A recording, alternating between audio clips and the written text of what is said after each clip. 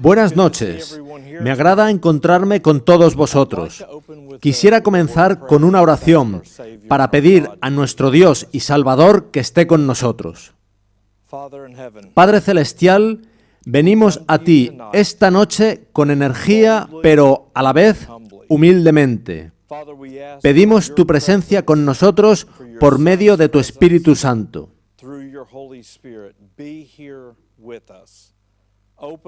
Abre nuestros ojos para que podamos ver tu gloria y nuestros oídos para que podamos oír solo tu voz. Padre, pedimos por estas instalaciones, por todos los equipos y por toda persona que se encuentra aquí. Pedimos sobre nosotros la sangre derramada de Jesucristo.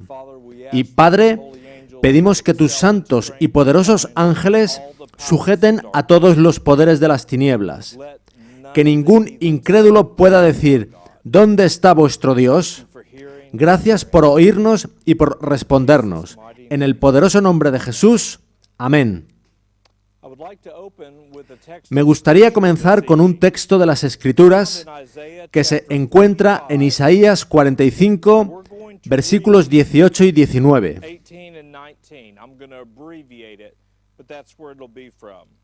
Dice así: porque así dijo Jehová, que creó los cielos. Él es Dios, el que formó la tierra, el que la hizo y la compuso. No la creó en vano, para que fuese habitada la creó. Yo soy Jehová, y no hay otro. No hablé en secreto, en un lugar oscuro de la tierra. No dije a la descendencia de Jacob, en vano me buscáis. Yo soy Jehová, que hablo justicia, que anuncio rectitud.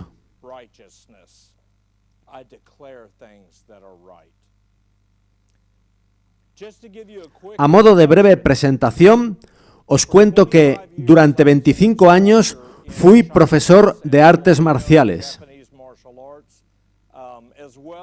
así como de otras formas de misticismo oriental, tales como medicina tradicional china, qigong, tai chi, etc. Cuando el Señor me liberó de la esclavitud en la que me tenía el enemigo, hizo una serie de milagros en mi vida. Él restauró mi matrimonio y reunificó a mi familia. Hizo mucho más de lo que nunca podríamos haber imaginado. Dios me sacó de ese mundo en el que yo estaba. Yo era un cristiano adventista del séptimo día e iba a la iglesia todas las semanas. Pero durante 6 días de la semana yo iba a una iglesia diferente, a un escenario diferente y enseñaba allí. Y recuerdo que, después de haber dado mi primer testimonio sobre los peligros del misticismo oriental, le pedí al Señor que yo no quería pasar el resto de mi vida hablando de todo eso. Yo estaba muy feliz de haber sido liberado de todas esas influencias espirituales que habían estado obrando en mi vida. Yo no quería hablar más de ello. Yo le dije a Dios, Señor, he dado el testimonio, hemos hecho un vídeo, que lo vean, pero no quiero hablar más sobre eso. Sin embargo, Dios tenía otros planes. Alabado sea. Durante los 2 años siguientes, empezaron a contactar con nosotros cristianos de todas las denominaciones. Muchos, alrededor de una tercera parte, habían tenido algún contacto con el misticismo oriental o las artes marciales. Pero no era ese el caso del resto, unos 2/3, los cuales, sin embargo, me decían, si Dios hizo eso en tu vida, ¿puede liberarme a mí?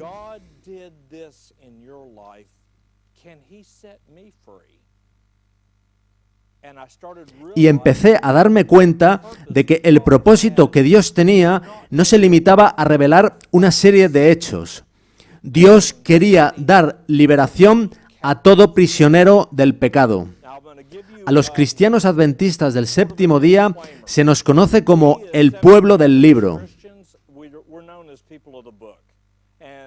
Sin embargo, la sierva del Señor dice que prácticamente estamos repitiendo la historia de la iglesia de los judíos en los tiempos de Cristo.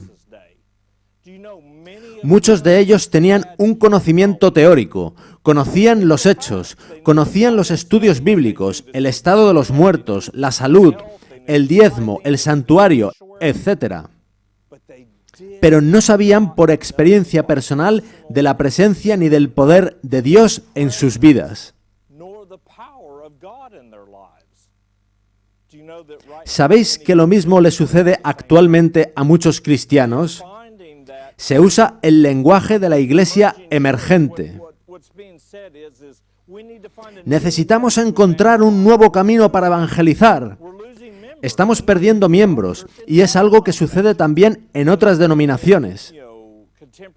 De modo que se está trayendo música rock cristiana y todo tipo de nuevas formas de predicar el evangelio porque se han convencido de la mentira de que eso llenará las iglesias. La gente no necesita un nuevo evangelio, sino el poder de Dios en sus vidas. Eso es lo que queremos revelar aquí. Cuando fui liberado de aquello en lo que yo estaba envuelto, no tenía ni idea de que eso sería de lo que Dios querría que yo estuviese hablando 10 años después. En los últimos años se está hablando bastante de la iglesia emergente y de la formación espiritual. Pero a menudo focalizamos en lo malo. Identificamos el peligro de los Illuminati o los jesuitas y sabemos qué es la marca de la bestia. Conocemos hechos. Sin embargo, muchas personas tienen hechos en su cabeza, pero su corazón no ha sido transformado. Y eso es de lo que Nicodemo le preguntaba a Jesús. Él sabía teoría, pero quería conocer el poder de Jesús en su vida. Eso es lo que la mayoría del cristianismo está buscando, y por eso Satanás está usando la formación espiritual como falsificación. Él sabe que las personas están secas, sus corazones están secos. Pero Dios dijo, ¿pueden vivir estos huesos secos? Sí, poniendo el Espíritu Santo en ellos. Satanás se propuso falsificar eso. Se propuso secarlos tanto que aceptarían para beber cualquier cosa, fuese genuina o no. Y eso es lo que está haciendo en la iglesia emergente por medio de la formación espiritual. En esta serie veremos estas cosas en mayor detalle. Esta noche pondremos los fundamentos, edificando sobre ellos los próximos días. Y cuando lleguemos al final y hayáis visto el poder de Dios, vuestros corazones arderán como nunca antes. Recordad que, primero, veremos la falsificación de ese poder de Dios.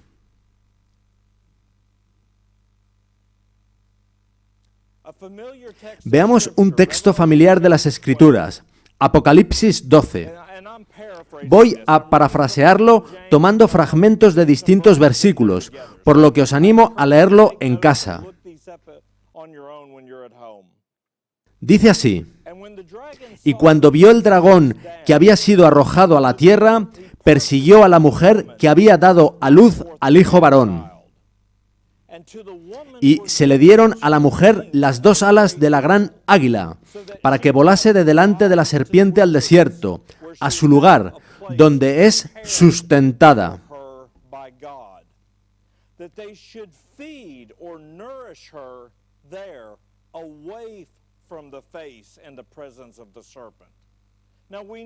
Identificamos esta promesa ya en Génesis 3:15, donde Dios promete a Adán y Eva que su simiente heriría la cabeza de la serpiente. Tiempo después, Dios prometería a Abraham que todas las naciones de la tierra serían benditas en su descendiente. Recalcamos que es en su descendiente y no por su descendiente.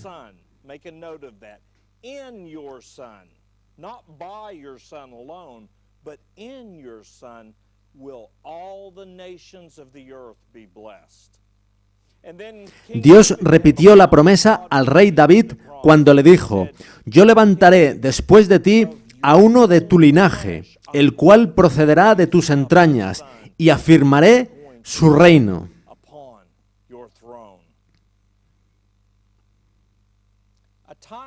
Creciendo como cristiano adventista del séptimo día, puedo recordar a mi madre leyéndome esos pequeños libros rojos. Aún conservo algunos de aquellos ejemplares. Pero para mí, aquellas cosas escritas por aquella ancianita llamada Ellen White estaban desconectadas del mundo real. Eran como fantasía. Sin embargo, cuando volví a ellos después de que el Señor me liberara, yo estaba asombrado por la evidencia histórica de lo que realmente tuvo lugar allá por el siglo XIX. Y cuando me puse a ensamblar estas verdades que el Señor reveló a Ellen White para que las compartiese con vosotros y conmigo, para mí cobraron vida.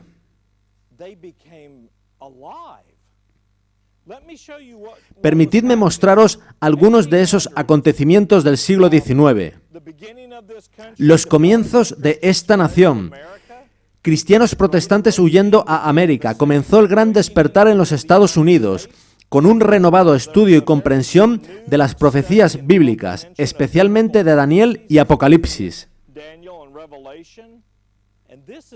Una cosa que fue clave fue el comienzo de un tremendo movimiento de la temperancia en los Estados Unidos.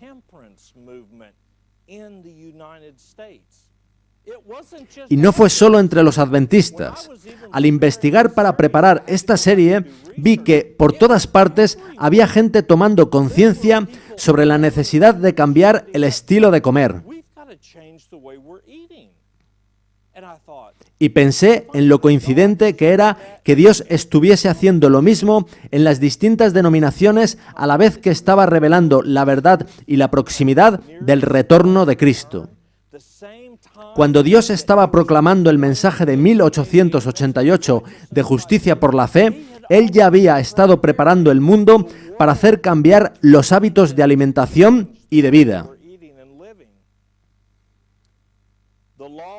Se estaba revelando la ley de Dios como inmutable y eterna, a la vez que en 1888 la ley dominical del senador Blair se estaba presentando ante el Congreso.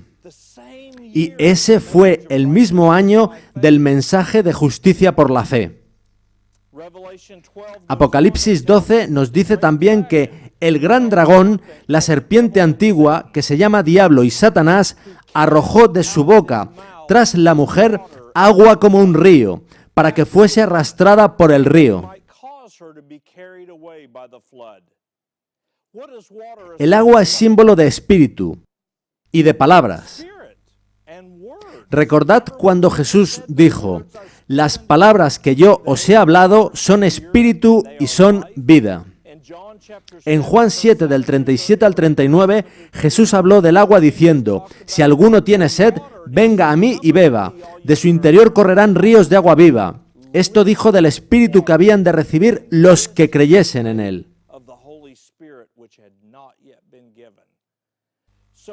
De modo que el agua es símbolo no solo de naciones y pueblos, como dice Apocalipsis 17.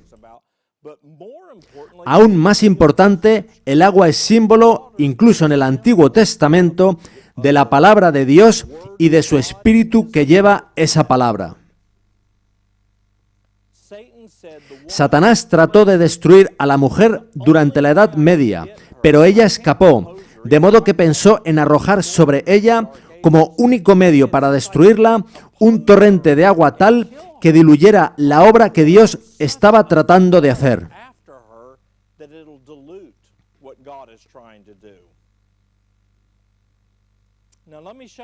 Permitidme contaros otras cosas que sucedieron en el siglo XIX. En 1808 aparece el humanismo, por el que Friedrich Niethammer expone el pensamiento crítico y el racionalismo sobre el dogma y la superstición. Y cuando él hablaba de superstición, se refería a la religión. Él consideraba que el cristianismo no era sino superstición. También surgió el deísmo, escribiendo Thomas Jefferson la Biblia Jefferson, llamada originalmente Vida y Moral de Jesús de Nazaret. Eso fue en 1820. Cuando escribió esta Biblia, Thomas Jefferson cortó literalmente fragmentos de los evangelios con unas tijeras e insertó otros en su lugar.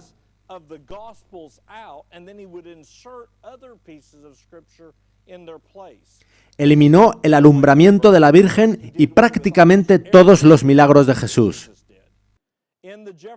Lo que Thomas Jefferson trataba de transmitir en su Biblia es que Jesús fue un buen hombre moralmente hablando, pero que no era verdaderamente Dios, que no era divino, que no nació por la milagrosa obra del Espíritu Santo. La alta crítica. Friedrich Schleiermacher comenzó la examinación escéptica de la precisión del texto bíblico. Fue quien acuñó la expresión alta crítica en 1822. Surgió también el trascendentalismo, liderado por Ralph Waldo Emerson. Mi hijo y mi hija están en el instituto y me cuentan cómo el enemigo utiliza aún hoy en día a estos mismos autores para influenciar el pensamiento de las nuevas generaciones.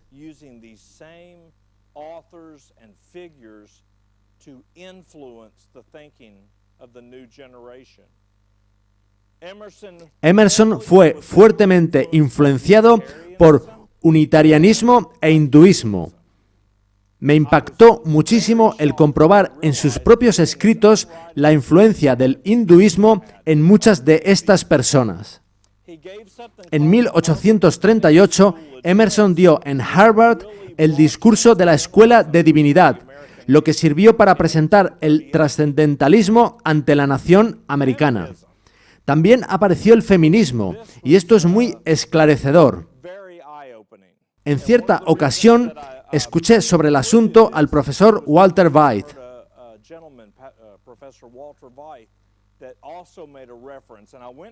Y cuando me puse a investigar, vi que el feminismo fue promovido fuertemente por una mujer llamada Elizabeth Cady Stanton. En 1848, ella firmó en Nueva York la Declaración de Derechos y Sentimientos. Y la mesa sobre la que se firmó había pertenecido anteriormente a un ocultista de alto rango.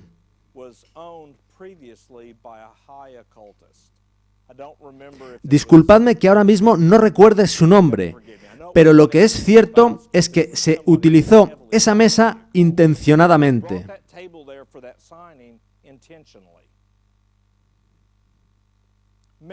Otro asunto fue el mesmerismo. ¿A quiénes de vosotros os suena ese término? El mesmerismo era como se llamaba a lo que hoy en día conocemos por hipnosis. También se lo conocía como magnetismo animal. En realidad no tenía nada que ver con imanes, sino que Franz Mesmer creía que había una energía electromagnética que interactuaba con todo en la naturaleza.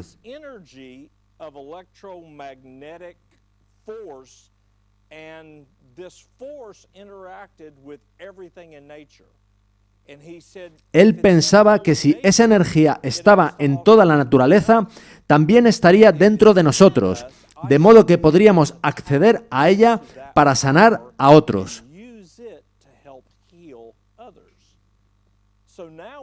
Así que cuando leéis a la hermana White previniéndonos acerca del magnetismo, ya sabéis que no se trata de gente poniéndose imanes en ciertas partes del cuerpo. También surgió el panteísmo, del que fue gran promotor Henry David Thoreau. ¿Cuántos habéis oído hablar de su libro Walden? Ese libro es un clásico. Actualmente es de lectura obligada en casi todas las universidades donde se imparten clases de literatura o lengua inglesa. Ese libro está plagado de hinduismo. Hasta los nombres que el autor utiliza para algunos lugares son nombres hindúes. Contiene declaraciones donde asevera que, de todos los pueblos que él había visto y de los que había leído, los hindúes tienen una comprensión del mundo y de lo que ellos llaman Dios que supera a cualquier otra religión.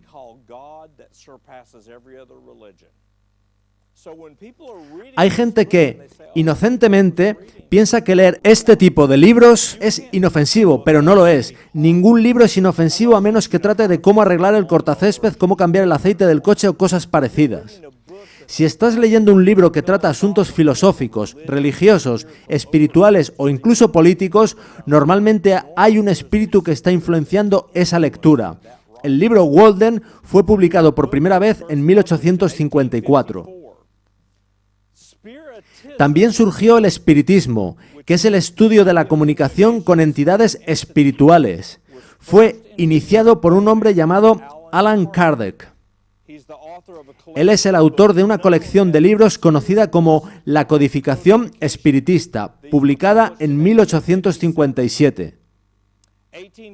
Y en 1859, Charles Darwin publicó por primera vez El origen de las especies. Son muchísimos eventos teniendo lugar en el siglo XIX. ¿Es casualidad? Os hago una pregunta.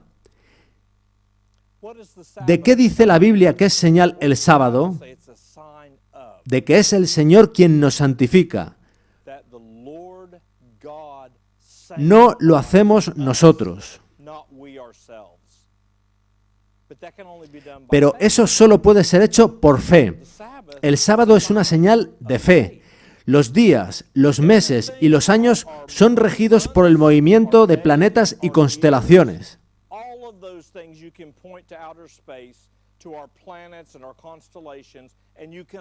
Su movimiento fija cuándo comienza un día, un mes o un año, pero no puede hacerse eso con el ciclo semanal. Es imposible. Dios lo hizo de ese modo. La palabra de Dios es el único sitio donde podemos encontrar un registro del ciclo semanal. El sábado es una señal de fe. El darwinismo eliminó la creación en 7 días. Junto con todos esos otros movimientos que hemos visto, estaba tratando de socavar los fundamentos de nuestra fe, al mismo tiempo que Dios estaba proclamando su ley de justicia, así como el mensaje de justicia por la fe.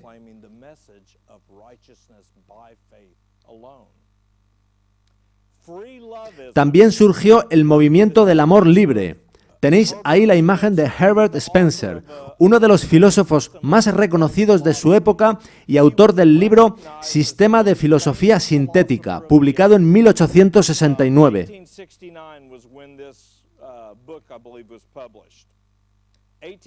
En 1881, Westcott y Hort presentaron la versión revisada, yo diría corrupta, del Nuevo Testamento. No tenemos tiempo de profundizar, pero sucedió en 1881. Todas estas cosas acontecían porque estaban tratando de minar nuestra sencilla fe viva en el así dice el Señor. Robert G. Ingersoll fue uno de los líderes del movimiento del libre pensamiento. Fue cofundador de una organización anticristiana llamada Liga Nacional Liberal, que acabó convirtiéndose en la Unión Secular Americana. Esta organización del libre pensamiento tenía influencia en prácticamente todos los políticos y autores de los Estados Unidos.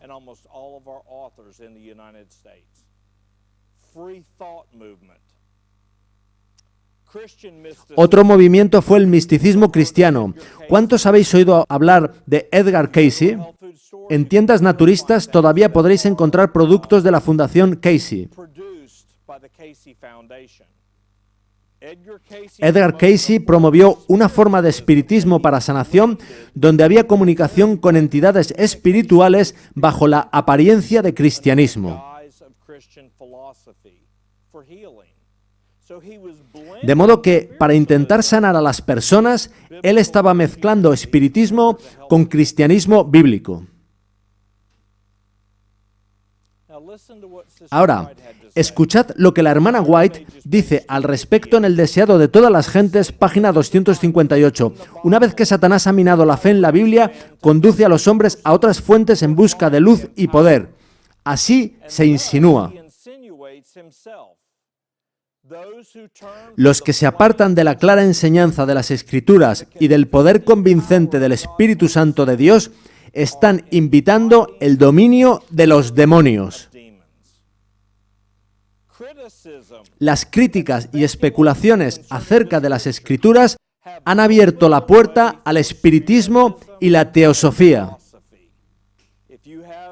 Si tenéis los escritos de Ellen White en CD-ROM o bien en Internet, buscad la palabra teosofía y mirad lo que ella dice al respecto. Formas modernas del antiguo paganismo, para que penetren aún en las iglesias que profesan pertenecer a nuestro Señor Jesucristo. Esto está entrando actualmente en nuestras iglesias, por toda Norteamérica y en toda denominación. ¡Toda denominación! Veamos ahora cómo nació el espiritismo en Norteamérica.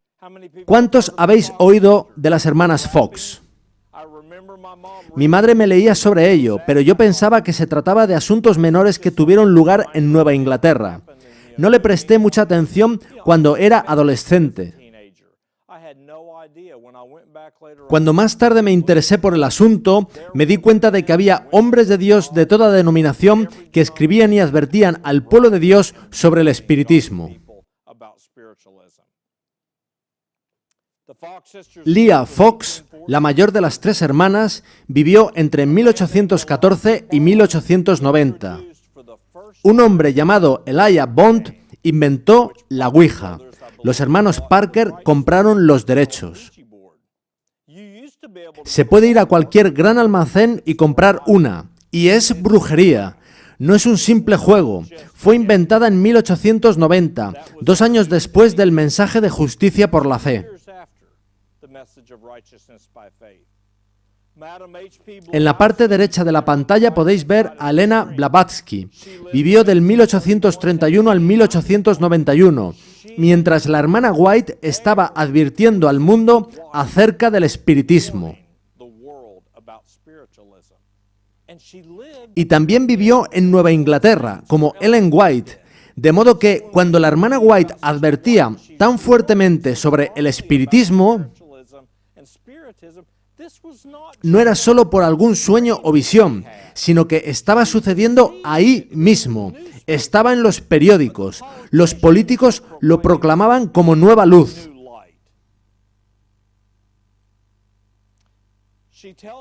En el volumen 8 de los Testimonios, página 290, ella dice lo siguiente: vivimos en un siglo de grandes luces, pero mucho de aquello que es llamado luz es solo una puerta abierta a la sabiduría y a los artificios de Satanás. Se presentarán muchas cosas con apariencia de verdad. En 1 de Timoteo 6:20, la Biblia nos previene contra la falsamente llamada ciencia. ¿No es impresionante que hace 2000 años Dios ya sabía lo que iba a suceder?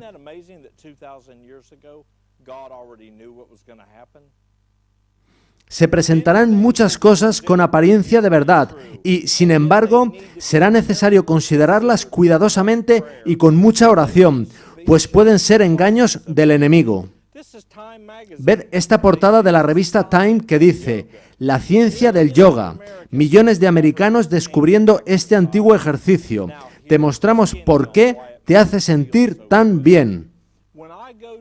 Cuando doy presentaciones en nuestras iglesias sobre yoga y artes marciales, normalmente pregunto a la congregación cuántos han tenido algún adiestramiento de autodefensa en artes marciales. De media, de 10 a 15% levantan la mano.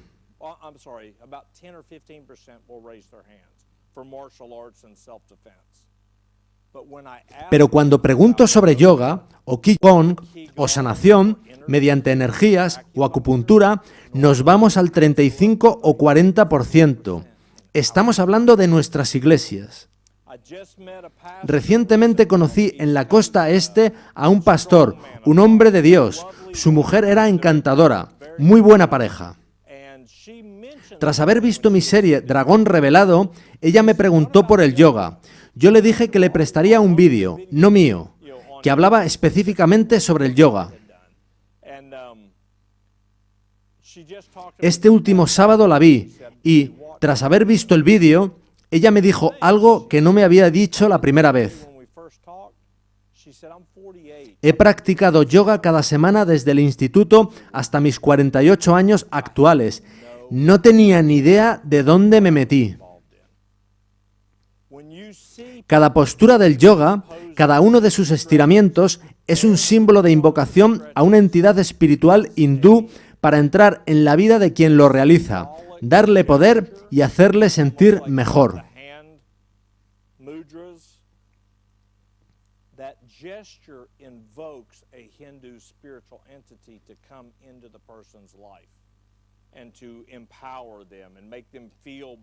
Y la gente dice, pero funciona. Que funcione no quiere decir que sea de Dios. La cita de Testimonios para la Iglesia, tomo 8, sigue diciendo, a menudo el camino del error parece paralelo al sendero de la verdad. Resulta difícil distinguirlo del camino que conduce a la santidad del cielo. Pero la mente alumbrada por el Espíritu Santo puede discernir que dicho sendero se aparta del buen camino. Después de cierto tiempo, los dos caminos se encuentran muy separados.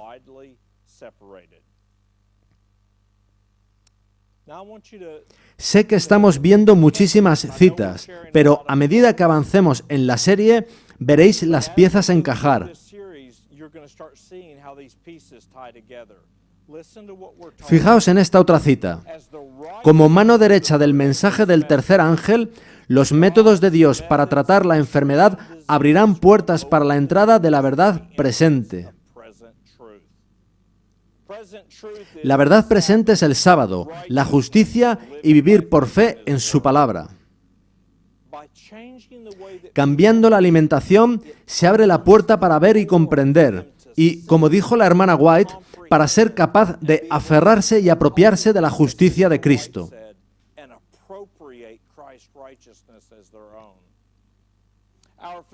Nuestros médicos de Europa y de otras regiones deberían despertar a la necesidad de que hombres que sepan lo que hacen escriban obras sobre salud que puedan alcanzar a la gente allí donde se encuentran. Alcanzar a la gente allí donde se encuentran significa que si una persona ha estado comiendo cerdo toda su vida, no puedes darle todo el mensaje de salud en 30 minutos y pretender que lo cambie todo en un momento.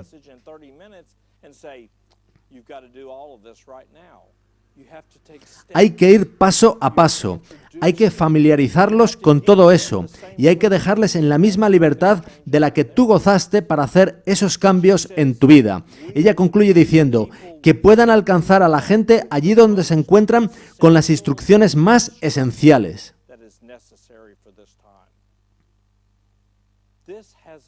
Esto tiene un efecto. El apetito fue el primer pecado que hizo caer a la humanidad. Yo solía pensar que el apetito se refiere solo a lo que como o a cuánto como, pero el apetito va más allá de lo relacionado con el estómago. A la hermana White le fue mostrada una lista de pecados que condenarían a las personas en el día final.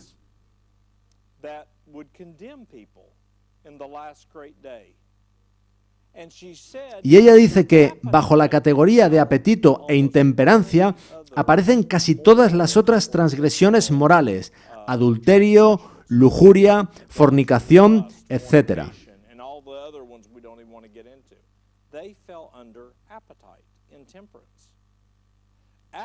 El apetito es algo que sucede en la mente, no en el estómago. Uno sabe qué es lo correcto, pero hay una reacción química en el cerebro que afecta al cuerpo y a la que se hace muy difícil decir no.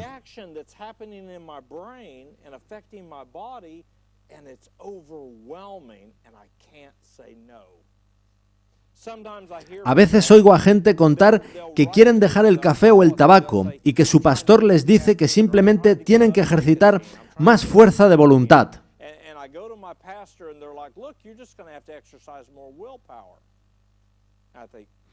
Creo que no pensamos en lo que hay por detrás.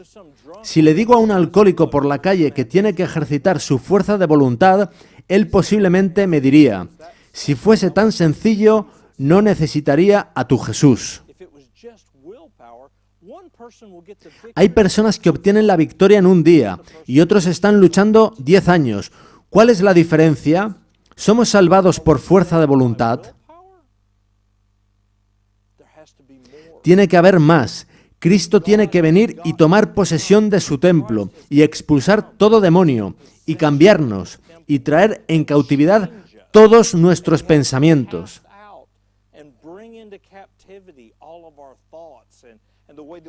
Cristo ha de cambiar cómo nos sentimos, nuestras reacciones químicas.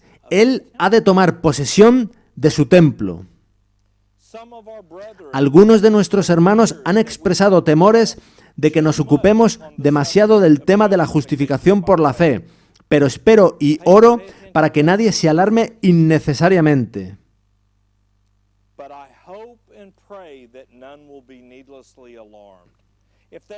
Si no hubiera habido negligencia en lo pasado en cuanto a la debida enseñanza del pueblo de Dios, no habría necesidad de llamar especialmente la atención a esto.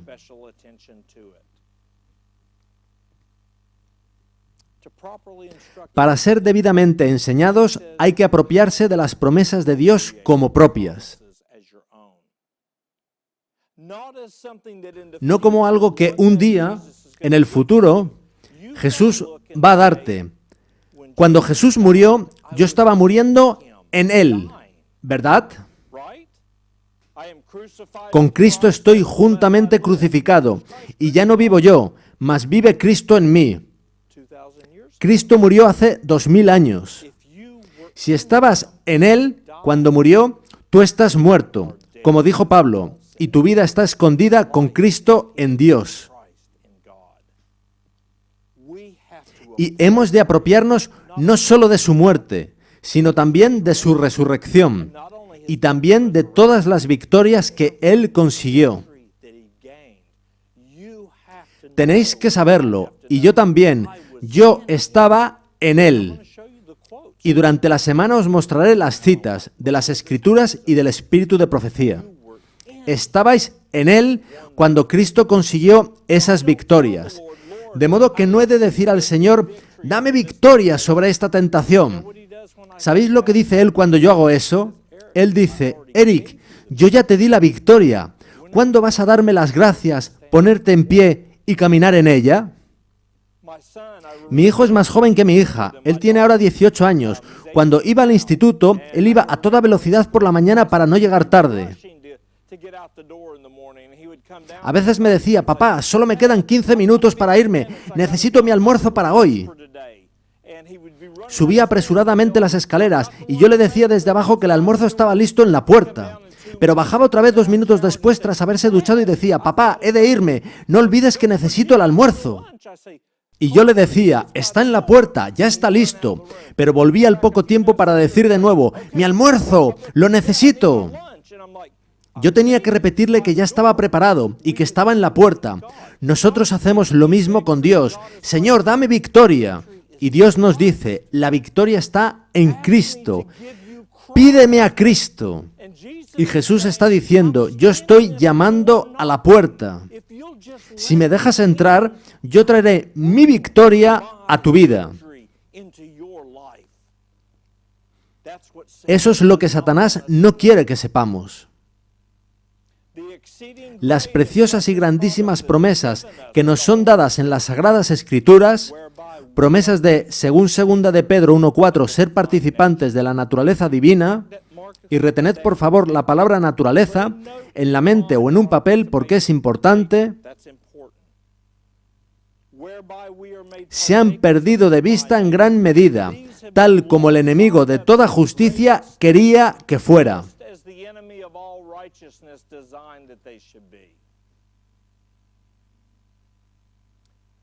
Satanás está tratando de ocultarnos el poder que Dios nos ha dado. Él ha proyectado su propia sombra oscura entre nosotros y nuestro Dios para que no veamos el verdadero carácter de Dios. Pues el Señor se ha presentado a sí mismo como misericordioso y piadoso, tardo para la ira y grande en misericordia y verdad. Se sacrificó a sí mismo por nosotros.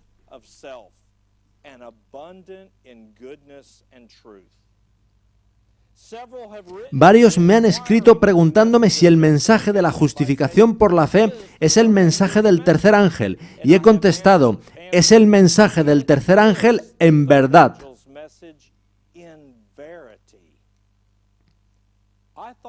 Yo pensaba que el mensaje del tercer ángel tenía que ver con salir de Babilonia. El Papa es el anticristo y no recibir la marca de la bestia.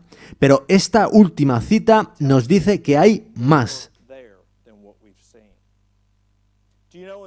Al final, cuando Roma esté influyendo sobre el mundo, y esto está sucediendo ya, y se declare una ley dominical, eso será justicia por obras y no justicia por la fe.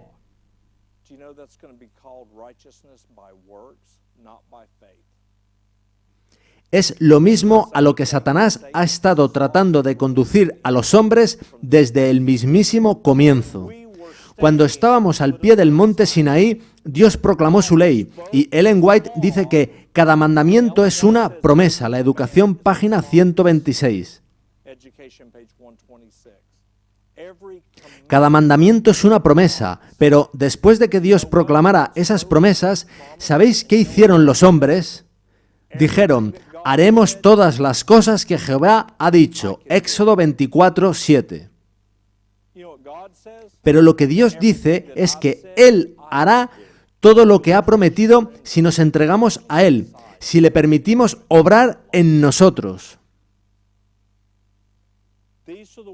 Por toda la Biblia, las palabras justificación y justificado apelan a declarar y hacer inocente, justo, limpio, santo y perfecto.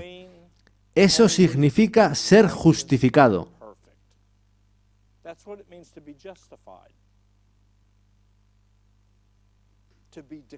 ¿Cómo hace Dios cualquier cosa?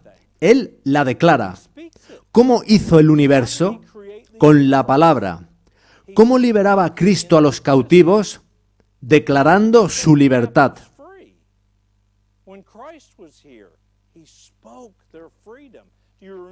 ¿Recordáis al centurión romano? Jesús se ofreció a ir a su casa y sanar al criado. El centurión no era adventista del séptimo día, ni siquiera era hebreo. Sin embargo dijo, solamente di la palabra y mi criado sanará.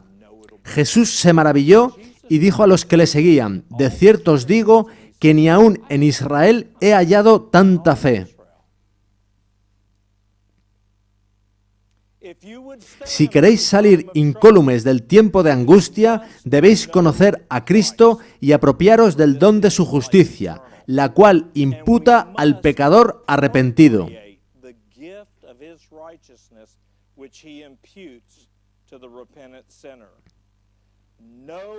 Ninguna gloria es para el hombre. Toda ayuda y gloria humana son inútiles, pues la verdad, tal y como es en Jesús, es el único agente disponible por el que el hombre puede salvarse.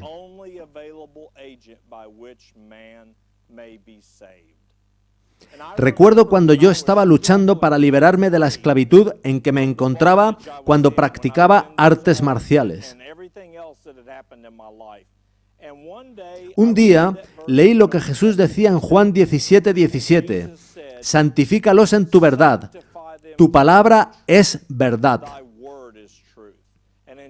Y en Juan 8:32 Jesús dijo, y conoceréis la verdad, y la verdad os hará libres.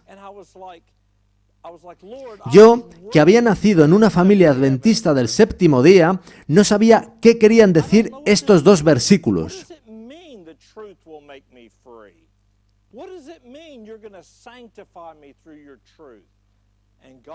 Y Dios habló a mi corazón y me dijo, Eric, tú ni siquiera sabes lo que significa la palabra verdad. Yo le estaba hablando a Dios en voz alta, porque aunque Él pueda leer mi pensamiento, a mí me gusta hacerlo así, como hacía Enoc. Miré hacia el cielo y dije, claro que sé lo que significa verdad, significa doctrina correcta. Pero Dios insistió, Eric, tú ni siquiera sabes lo que significa la palabra verdad. Entonces fui a mi concordancia electrónica y busqué la palabra. ¿Sabéis lo que significa? Significa certeza infalible. Tu palabra es verdad, no puede fallar. Eso dice en Isaías 55:11. Así será mi palabra, que sale de mi boca, no volverá a mí vacía. Cuando mi esposa y yo nos divorciamos, estuvimos separados 5 años. Legalmente fue firmado por un juez. Mi esposa iba a la iglesia los sábados y, tras 2 años, la gente le decía, Sara, tienes que rehacer tu vida.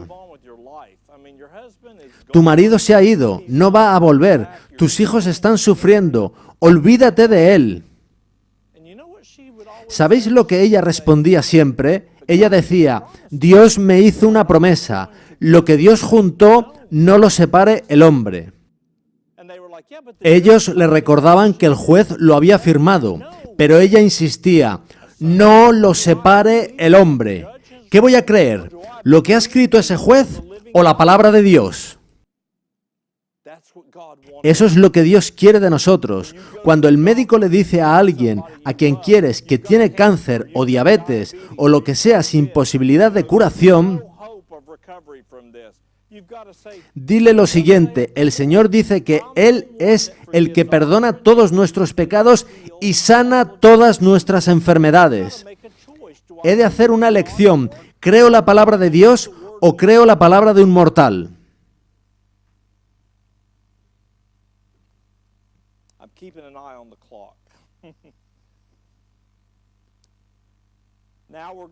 Ahora vamos a ir viendo por qué es importante todo esto. El doctor John Harvey Kellogg fue un miembro honorable del Consejo de Salud del Estado de Michigan de 1878 a 1891. También fue autor de más de 50 libros y cientos de artículos sobre salud. Fue el creador de los cereales cornflakes, sustitutos de la proteína de la carne, leche de soja enriquecida acidófila y un singular proceso de fabricación de mantequilla de cacahuete con cacahuetes cocidos en vez de tostados. Kellogg realizó 22.000 operaciones quirúrgicas y trató exitosamente a más de 200.000 pacientes trabajando como doctor en el sanatorio de Battle Creek.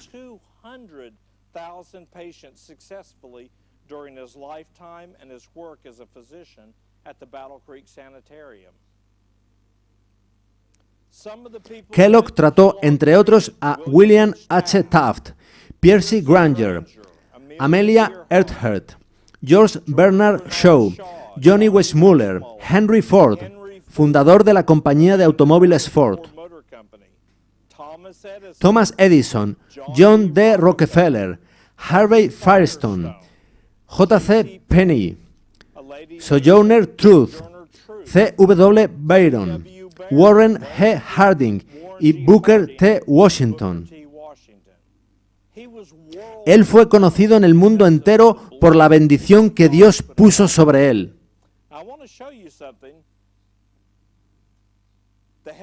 El mensaje de salud estaba siendo promovido intensamente en este país y Dios levantó un brillante doctor para abanderarlo. Le bendijo más allá de toda medida con conocimiento sobre cómo hacer el trabajo médico, sobre cómo tratar al enfermo, y eso le dio fama mundial. Al mismo tiempo, Dios estaba levantando a Jones y Waggoner con el mensaje de 1888 de justicia por la fe. ¿A quién pensáis que perseguiría Satanás con toda su maldad para destruirlo? Satanás quería destruir el mensaje de salud, pues en caso contrario, el pueblo de Dios comenzaría a comprender la espiritualidad de la ley y la justicia por la fe. Satanás atacó después el mensaje de justicia por la fe. Por eso separó a Ellen White, A.T. Jones y E.J. Waggoner. Waggoner fue enviado a Inglaterra, Jones permaneció en los Estados Unidos y, en contra de su opinión, Ellen White fue enviada a Australia. Satanás los estaba separando para que no pudieran trabajar juntos ni apoyarse entre sí.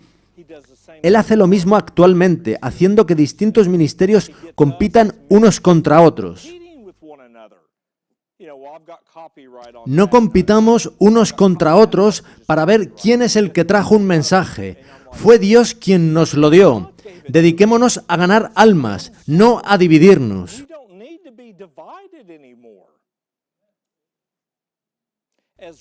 En medio de todo aquello, el Dr. Kellogg escribió y publicó uno de los libros más polémicos jamás escritos sobre salud y espiritualidad en el siglo XX.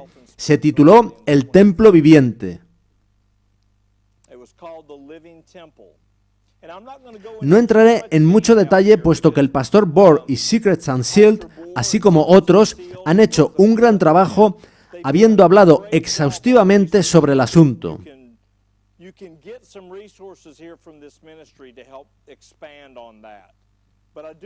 Pero sí quisiera mostraros alguna cita de Ellen White. No seáis engañados. Muchos se apartarán de la fe prestando atención a espíritus engañadores y a doctrinas de demonios. Tenemos ahora delante de nosotros el alfa de ese peligro, el peligro de prestar atención a espíritus engañadores. La omega será de una naturaleza asombrosísima.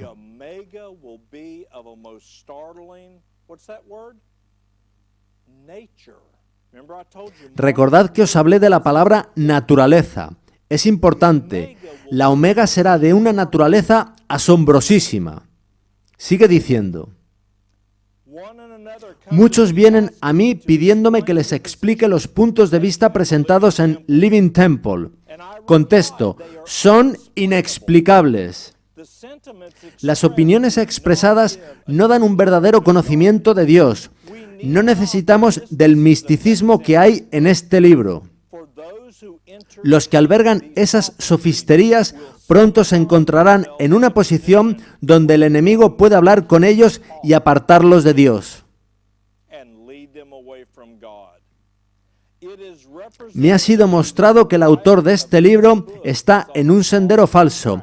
No sabe hacia dónde tienden sus pasos. Mensajes Selectos 1, página 202.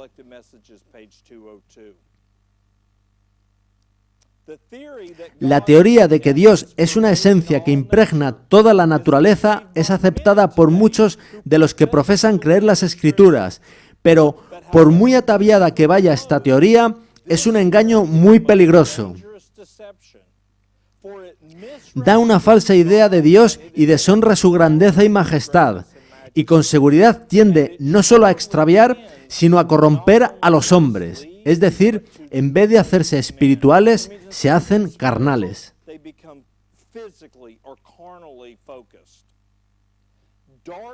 Las tinieblas son su elemento y la sensualidad su ambiente. Por eso a la iglesia emergente le interesa, más que la doctrina, la conversación, el diálogo. Le interesa cómo te sientes y no lo que dice la palabra.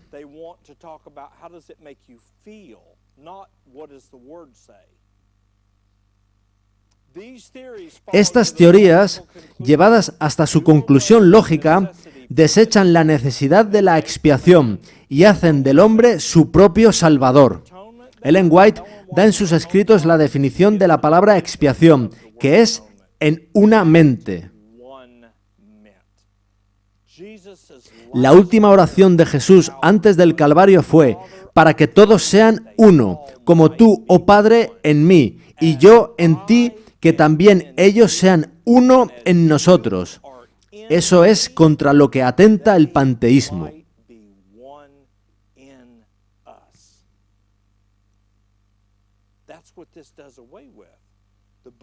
En la pantalla podéis ver un libro titulado Construyendo el Templo Viviente, un manual para masones.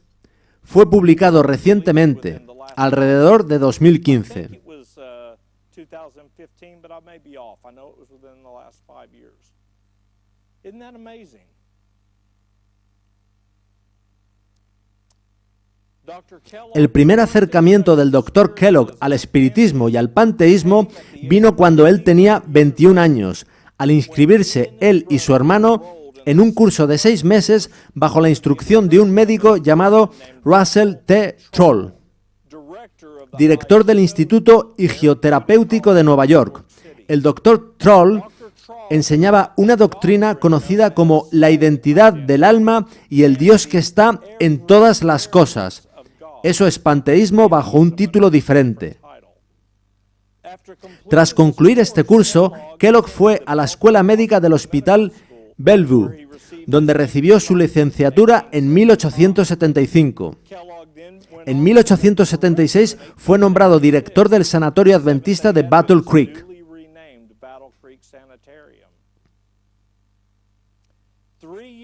3 años después, en 1879, Kellogg se casó con una de las enfermeras del sanatorio llamada Ella Ervila Eaton, quien había recibido su graduación en el Alfred Center de Nueva York en 1872. Tras su matrimonio, ella continuó sus estudios, obteniendo un máster en 1885. A pesar de su matrimonio con John Harvey Kellogg, ella optó por permanecer como miembro de los Bautistas del Séptimo Día, denominación en la que había crecido.